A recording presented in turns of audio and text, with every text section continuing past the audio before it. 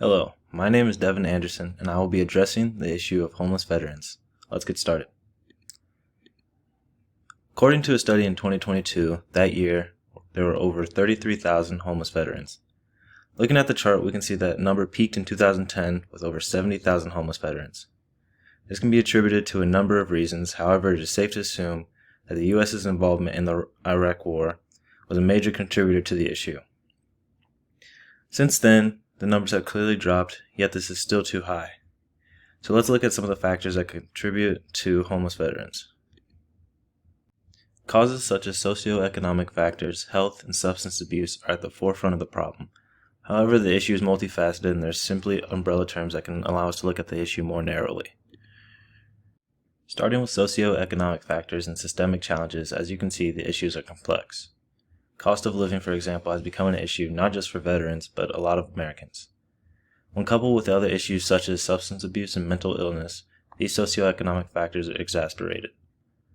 Another issue is transition to civilian life. A lot of these veterans enlist at the age of 18 years old, therefore it is all they know in their entire adult life.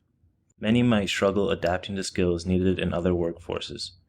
These are just a few of the many issues that veterans face systemically. Next, we have health-related issues, specifically mental health-related issues. These stats are from the VA, meaning these stats are taken from veterans that use their benefits. There's a vast amount that aren't included in this study. Nevertheless, the VA found 41%, over 1.7 million veterans who have a mental health need. Also, many may know that a struggle with PTSD can be common amongst veterans, even more so to those that have deployed, with 23 out of every 100 diagnosed. These numbers are not that surprising considering when nearly 90% are exposed to a potentially traumatic event. And once again, these issues go hand in hand with a large percentage of veterans that experience PTSD, anxiety, depression, etc. It opens the gateway to substance abuse as a coping mechanism, which leads me to my next point. Challenges in addressing the issue.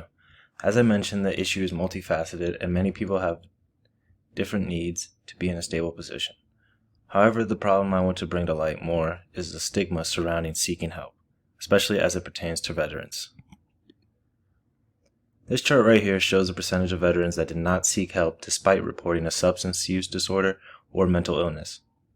As you can see in 2021, 92% of veterans with a substance use disorder did not seek treatment in the prior year, and 43% did not seek treatment for mental illness-related issues. This simply can't be a coincidence and needs immediate attention. Many fight internal and external conflicts when it comes to seeking help. Looking at possible solutions, there are things that can be done to help. Despite the many efforts from companies and individuals that have done things to alleviate the issue, the idea of even one person who served our country struggling to live in the very country they protected doesn't sit well with me. Firstly, awareness and support is crucial.